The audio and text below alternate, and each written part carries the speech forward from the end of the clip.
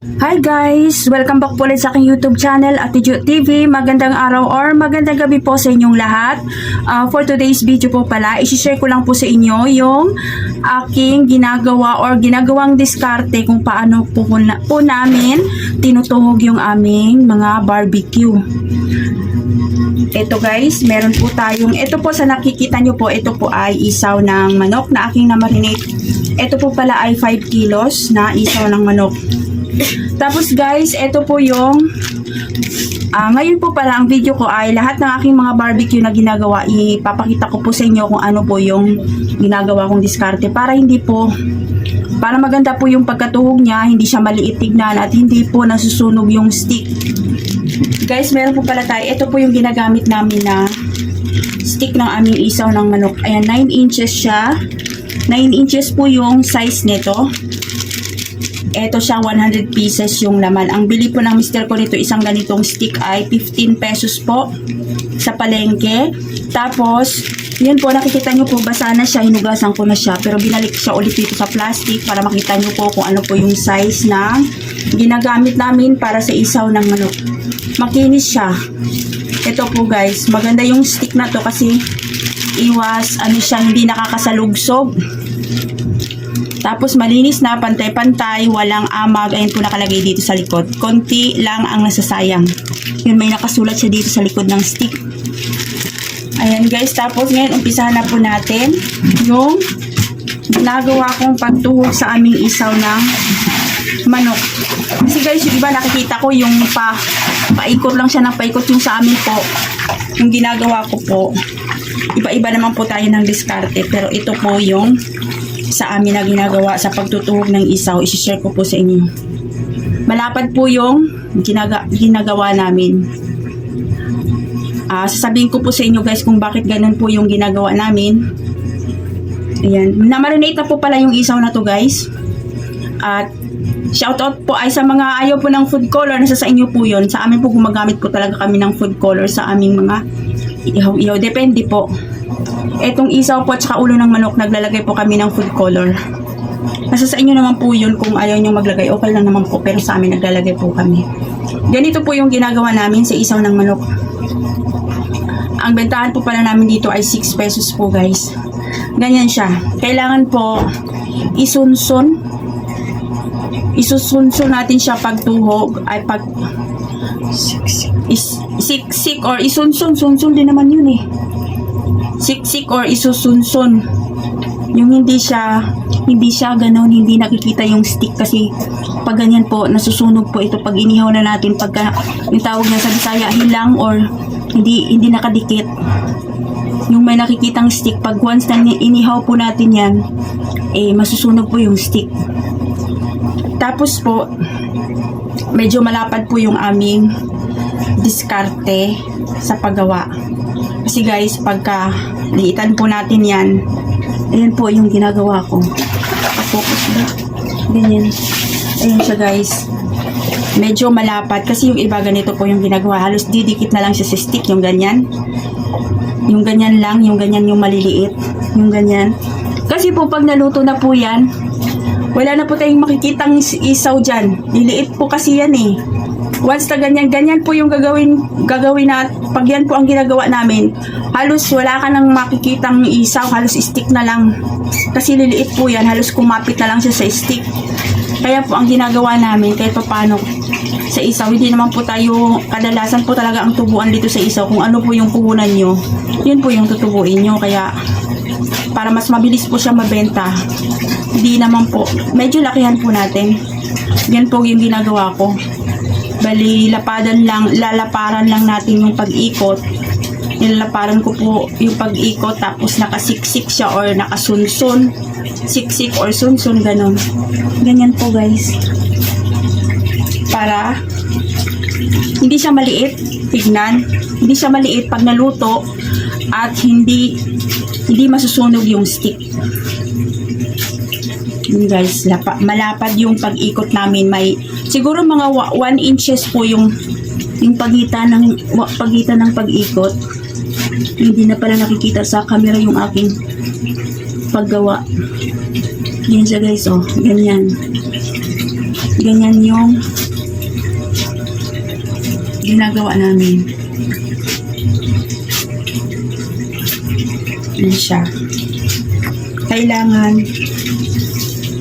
medyo malapad. Ulitin ko po, medyo malapad yung ating pag-ikot. Medyo malapad yung pagitan niya. Yan. Kasi para na po siyang pag maliit po yung ikot natin, yung parang iikot-ikot, parang nagtahi lang tayo ng damit o iikot-ikot lang natin, tapos nakadikit na lang yung yung isaw, nakadikit na lang siya sa stick. Pag naluto siya, wala na tayong makikitang isaw, halos stick na lang. Kaya ganito po yung aming ginagawa, medyo malapad na nakasiksik. Yan siya guys, oh. Ayan po. Yung gumagawa po nito, yung aking anak. Alam na po niya kasi siya po laging gumagawa. Sa una po, tinuturuan ko. Pero sa katagalan, mga ilang years na po ng pagbabarbecue namin, yung bunso ko yung gumagawa nitong isaw. Expert na siya gumawa nito. Ayan po. Meron pong magkukomment dyan na ganito ganyan. Kanya-kanya po tayo ng diskarte sa pagtutuhog. Sa amin po, sinare ko lang sa inyo. Ganito po yung diskarte namin sa pagtuhog ng isaw. Medyo malapad yung pagitan niya, yung ikot niya para po pag naluto siya, hindi siya nakadikit sa stick lang. Kahit pa paano, medyo malaki siya tignan. Yan lang po guys. Tapos ngayon ay isusunod ko yung ating pork barbecue. Kung paano po namin tinutuhog yung aming pork barbecue. Mga kanegosyo, gusto ko lang pong iklaro sa inyo na ito po pala ay yung aking paraan sa pagtutuhog ng isaw. Bali po, gusto ko lang pong i-share na nung umuwi po kami ng Davao, nagtanong po ako ng presyohan ng isaw. Ang presyo po doon ay 160 po ang kilo ng isaw ng manok. So bali, ang kuha ko po namin dito sa Manila, sa pinapalengkehan namin sa Balintawak Market, ang kuha lang po namin is 110 or meron din po kami nakukuhang 90 pesos, depende po sa klase. Pero po ang kinukuha po namin isaw ng manok ay 110 pesos po. So bali, diskartehan na lang po natin. Inisip ko rin po yung iba kaya siguro maliit yung pagtuhog nila kasi mahal po yung kuha nila. Pero po kasi dito sa amin, ang kuha po namin sa isaw or ang bili po namin sa isaw dito sa amin ay 110 pesos po ang kilo. Kaya po kahit pa paano, hindi po ganun kaliit yung aming pagtutuhog. At hindi patas po or hindi naman po tayo lugi dun sa ginagawa namin pagtutuhog. Nasa sa inyo na rin po yun kung mahal po ang kuha nyo, nasa sa inyo na po kung medyo liitan nyo po yung inyong pagtuhog. Pero ganun po yun po sa pinapakita ko, hindi po ako nagtutuhog ng maliit yung pag-ikot niya kasi halos didikit na lang po siya sa stick. Guys, nung July pala, last month or nakaraang buwan, umuwi po pala kami ng Davao. Hindi ko lang po naisip mag-video. So, ay dapat po mag-video ako kaso po hindi ko na naisipan na mag-video noon. Doon sa palengke sa amin sa Davao City, ang province ko po pala ay Davao. Nagtanong-tanong po ako sa mga presyuhan ng mga ginagawa kong mga barbecue. Katulad po ng isaw, ng ulo ng manok, ng pork, laman, pork meat, bali, mas mahal po talaga doon. Kaya hindi ko po masisisi yung iba kung bakit ganun sila kung bakit maliit yung kanilang pagtuhog dahil mahal po yung pagkuha nila. May share ko po nagtatanong po ako doon, ang kilo po ng isaw nila, ulitin ko po, ay 160 po yung nilaga na, tapos yung ulo po nila ng manok, ang kilo po nila ay 60 pesos. Samantalang dito po sa amin, sa Manila, sa Balintawak Market po, ang kuha lang po ng aking mister is 30 pesos po. May suki na po kasi kami, ayan, 30 pesos po ang ulo ng manok.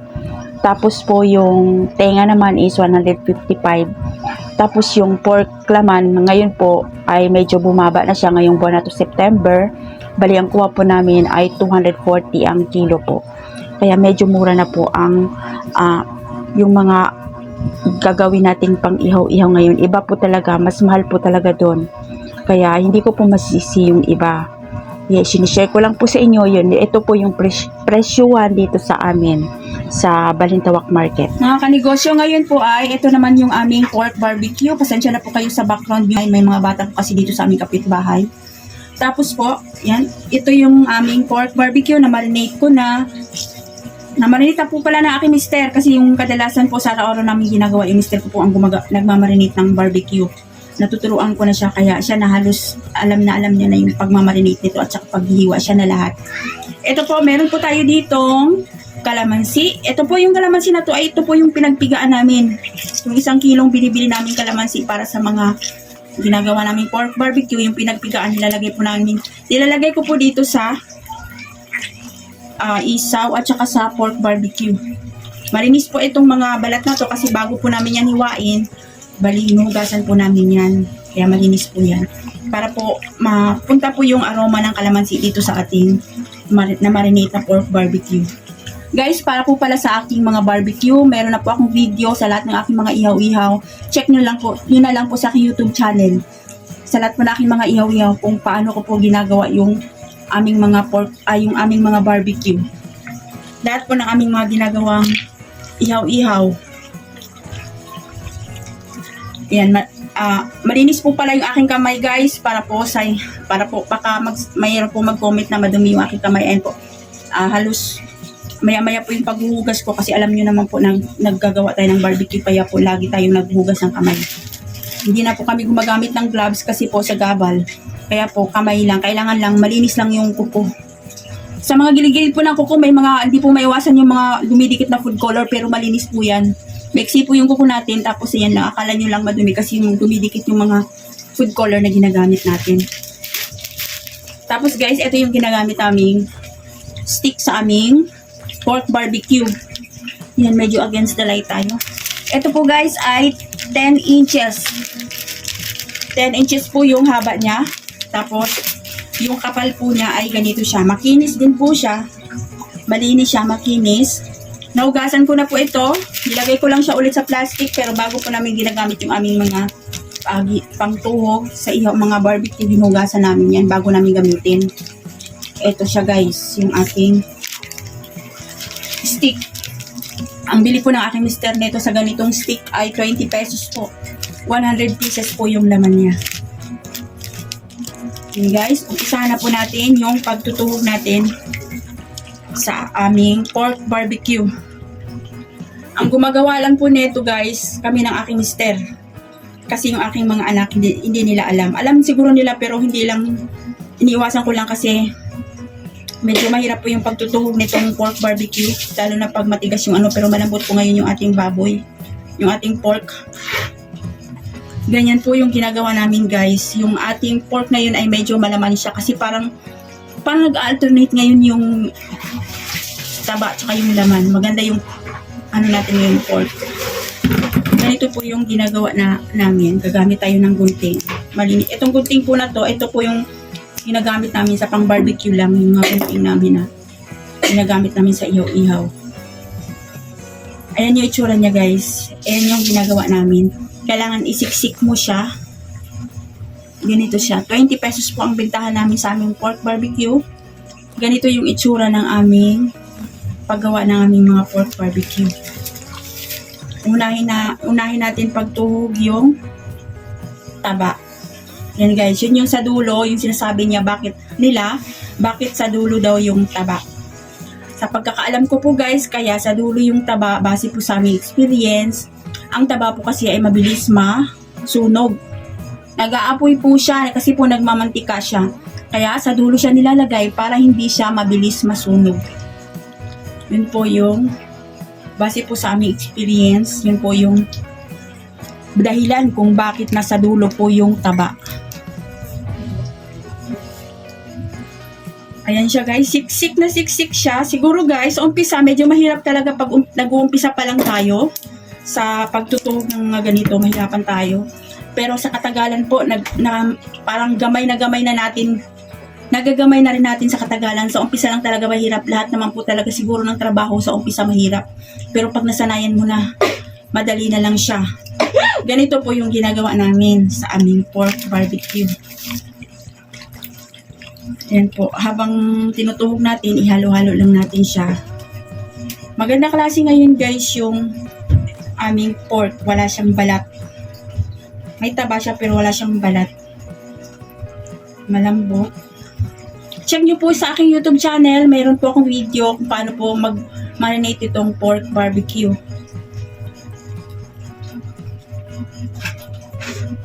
Yan, kailangan isiksik natin. Sinisiksik ko siya guys. Kahit pa paano, ayan o, medyo malaki siya. Kasi once na lahat po ng mga karne, once na naluto po yan, pag ginawa natin, malaki siya tignan. Pag once na naluto natin yan, lumiliit po kasi siya. Lumiliit siya, kaya ayun, ganyan yung ginagawa namin. Ito siya, 20 pesos yung bentahan namin sa ganito. Yung aming pork barbecue. Kailangan, ulitin ko po, kailangan pag nagtuhog po tayo, wag po tayong mag-iwan ng yung katulad nito, yung mag-iiwan ka ng parang stick dito sa gitna, yung ganyan, yung parang lalagyan mo siya ng space na may stick kasi po masusunog po yan. Kailangan isiksik or isunsun po natin para hindi po masunog yung stick sa gitna. Hindi siya mapuputol.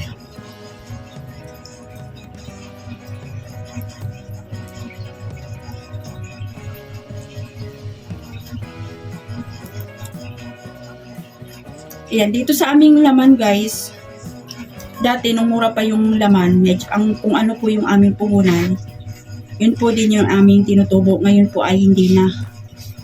Kasi medyo mahal na yung laman.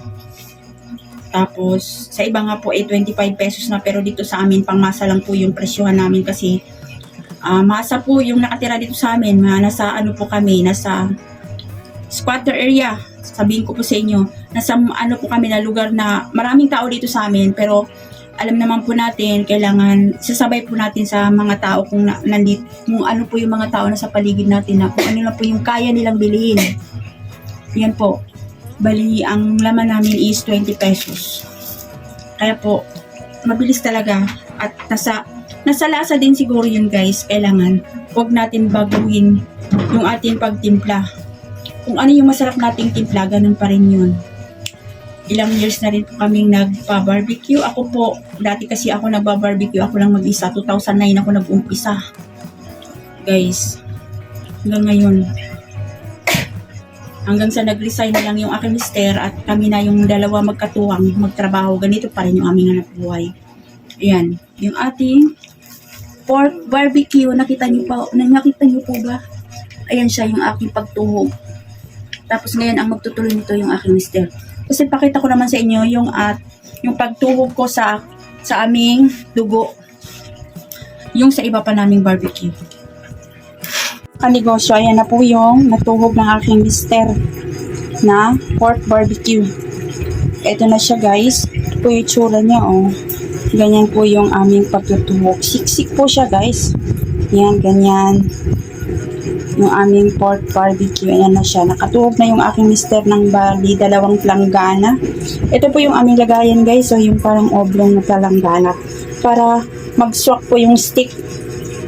Yun siya. Bali 2 planggana na nagawa ng aking mister. Yung pork barbecue po pala namin ay 10 kilos. Ang nagagawa namin bali mga 3 kalahating planggana. Yung aming nagagamit na lagayan. Ito na siya guys, yung aming nagawa pork barbecue. Yan po siya guys, sir. Tsura niya. Bilis na aking mister magtuhog nito. Sanay na po siya kasi. Sanayan lang po. Sa katagalan po pagka ganun po talaga pag nag-uumpisa pa lang tayo, para nangangapa pa tayo sa pagtutuhog, pero pag nasanay na po, parang sisiw na lang sa atin yun or mabilis na lang. Mga kanegosyo, ito naman po yung aming liver barbecue. Yung aming gagawing inihaw na atay ng baboy. Pork liver. Nahap ko po na po ito. May video po ako guys kung paano po ito gagawin. Check nyo na lang po sa aking YouTube channel. Tapos ito siya guys. Malinis po ulit ang aking kamay. At magtutuhog na po tayo. Ito po ulit yung ating gagamiting sticks. Yung ating 10 inches na barbecue stick. Kung ano po yung ginagamit namin sa pork barbecue, ito din po yung ginagamit ko sa atay na, inihaw na atay. Yun siya guys, yung ating stick. Nahugasan ko na po ito at nahugasan ko na siya bago natin siya gamitin. Ngayon po ay tutuhugin natin. Pakita ko po sa inyo kung ano pong ginagawa kong diskarte sa pagtuhog ng atay. Ganito po guys. Yung paghiwa din po, excuse, yung paghiwa po ay may video din po kung paano po hiwain itong atay. Yan, manipis lang siya. Kailangan isiksik po natin or isunsun para hindi po makita yung sticks at hindi siya masusunog. Ang bentahan po namin dito sa aming pork liver ay 18 pesos po. Yan, medyo malaki yung ating atay. 18 pesos po yung bentahan namin. Ito po ay half cook pa lang guys, hindi pa siya lutong-lutong talaga. At wag po natin, pagka hinag-cook natin, wag natin siyang i-overcook para hindi po matigas yung atay. Kasi po, yung atay pag na-overcook, matigas po siya. Kaya ganun lang po yung ating gagawin. Minarinate ko po ito bago po ginisa para po magkaroon siya ng lasa. Yan yung ating atay. Ganito po yung itsura ng ating pagtuhog sa aming atay. Yun, half cook na po ito. Ulitin ko po, ito po ay half cook na. Ready to ihaw na siya. Mga kanegosyo, ito naman po yung aming pork gizzard o ay pork gizzard. Balon-balunan or chicken gizzard. Balon-balunan siya ng manok. Yun siya guys. Half cook ko na rin po ito. Kung ano po yung proseso ko sa atay, minarinate ko muna ito bago ko siya hinhalf cook. Yan po siya guys. Yung ating balon-balunan, ayun, may mga balat-balat pa siya ng kalamansi. Kasi yung ibang balat ng kalamansi, nilagay ko rin dito para maalis talaga yung lansa ng ating balon-balunan. Half cook na po ito, hindi siya talaga lutong-luto. Tapos, kaya po siya may kulay, ang nilagay ko po dito ay atsuete. Yun guys, atsuete po yung nilagay ko para magkaroon siya ng kulay. Tapos, tuhugin na natin. Ito po ay medyo matigas pero pag half cook guys, medyo malambot siya pagka yung hindi natin siya i-overcook. Ang balon-balunan kasi guys, pag na sobrahan siya sa luto, parang pag yung lutong-luto, lalambot talaga siya, pero pag yung alanganin ng pagkaluto na matigas. Pero pag half cook, malambot siya. Tuloy lang natin yung yan po yung ginagawa ko sa balon-balunan. Ang bentahan po namin dito ay 16 pesos guys. Ayan siya. Kailangan siksik siya na hindi siya nakahiwalay. Hindi nakikita yung stick sa gitna. Yan, medyo ang pagtuhog ko po ay ito pong part na ito, ganito po guys. Ayan po, itong bukol na ito, dalawa na to, ito po yung malambot. Itong sa gitna po kasi matigas po yan. Kaya hindi ko po pinapatama dito yung stick. Dito ko po pinapatama sa dalawang bukol na yan. Yun yung malambot na part. Yung malambot na part ng balon-balunan. Yun siya guys, yung aming balon-balunan or chicken gizzard. Yan, ulitin lang natin. Ito po ang balon-balunan po pala namin ay 1 kilo lang.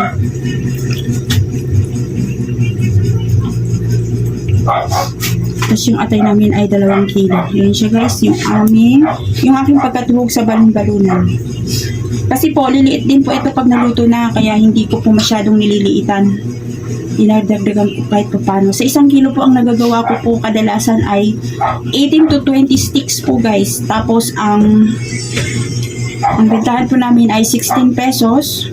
Ang bili po ng mister ko dito ay 120 po ang kilo. 120 po ang kilo nitong chicken gizzard. Nakakagawa po ako sa loob ng 1 kilo ng 18 to 20 sticks. Depende po siya guys.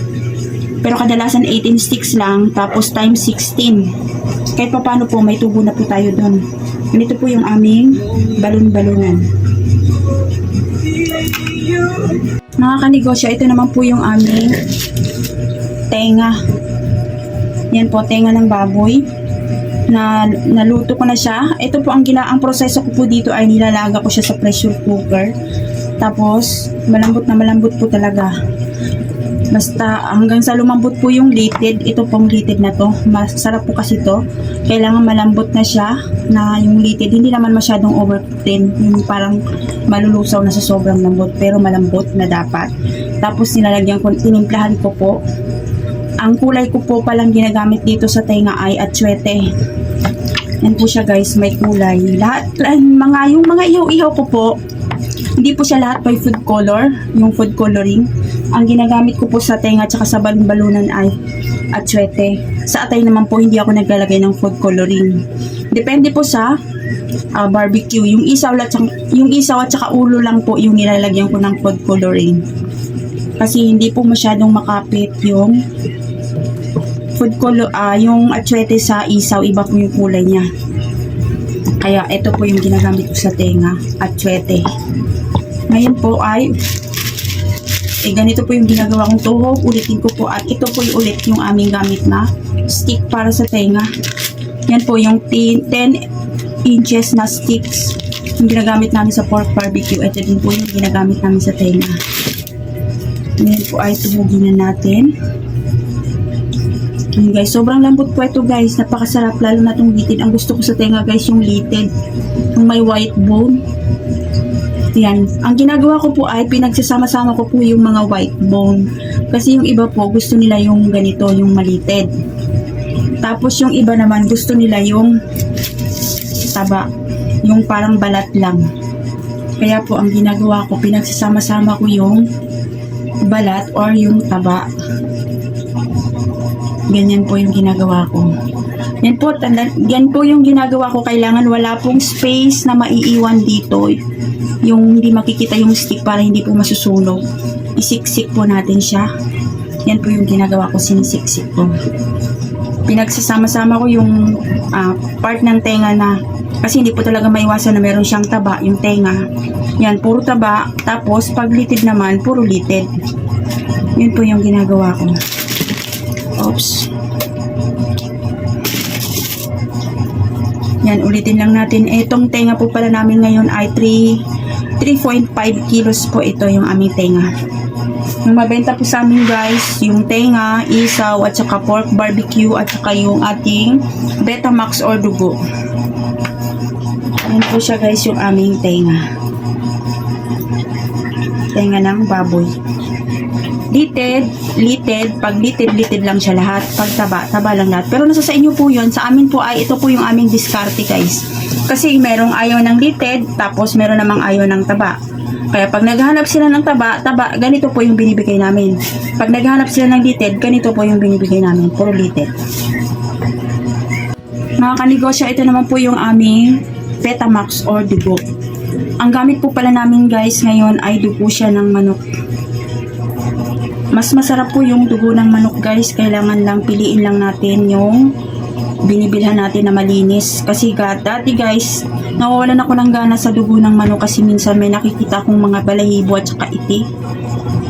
Yung ano niya, yung may dumi siya. Pag iniwa ko ngayon malinis siya guys. Kasi doon sa binibilhan namin, gawa daw ito ng planta.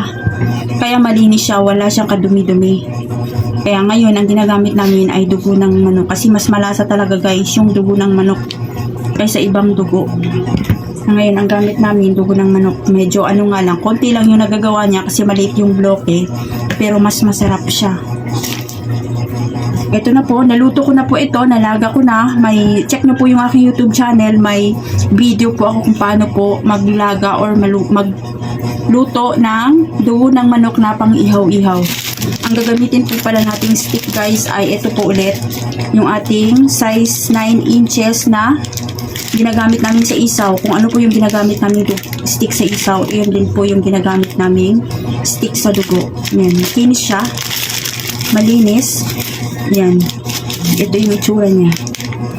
Malinis siya, makinis na. Kaya hibira lang. Ang ingatan lang po natin sa pagtutuho guys. Itong mga stick na to, ito talaga, kahit makinis na ito, nakakasalugsog siya. Kaya ingat-ingat po tayo sa pagtutuhog pala guys sa ating mga pork barbecue. Hindi maiwasan yun na masasalugsog tayo. Minsan yung mister ko magugulat na lang ako, bigla siyang sumisigaw dahil natutusok siya sa stick.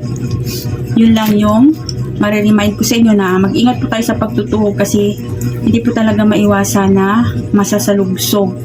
Yung salugsog. Yun po yung ginagawa ko guys. Tatlong piraso sa isang sticks.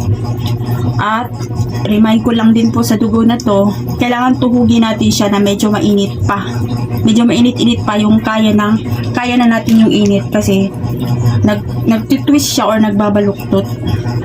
Kung ganito, iniiwasan natin yung pagbabaluktot kaya kailangan matuhog natin siya agad. Yung kaya na nating, ito nga po medyo mainit-init pa siya. Kaya na ng ating kamay yung init. Yan po yung ginagawa ko. Dalawang medyo malaki, tapos isang maliit sa dulo. Ang bentahan po pala namin dito guys sa dugo ay 6 pesos. Ganyan po ulit. Kailangan isiksik po natin. Kailangan huwag tayong mag-iwan ng space dyan. Kailangan isiksik natin para hindi maputol yung stick at hindi siya masunog. Yan guys, yung aming dugo ng manok. Yan, kailangan 3. Yan po yung ginagawa ko. Yung iba naman, paslanting dati ang ginagawa ko. Depende po sa inyong diskarte guys kung ano pong tsura ng pagtuhog nyo. Ganyan yung iba. Dati ganito ginagawa ko. Ngayon hindi na. Ganyan lang. Yung simple lang. Yan, simple lang pero malaki siya tignan. Ay hindi siya tibag-tibag yung dugo. Maganda yung dugo natin ngayon. Hindi siya mabilis mabiyak. Yan lang po guys, yung diskarte namin sa pagtutuhog ng aming mga ihaw-ihaw.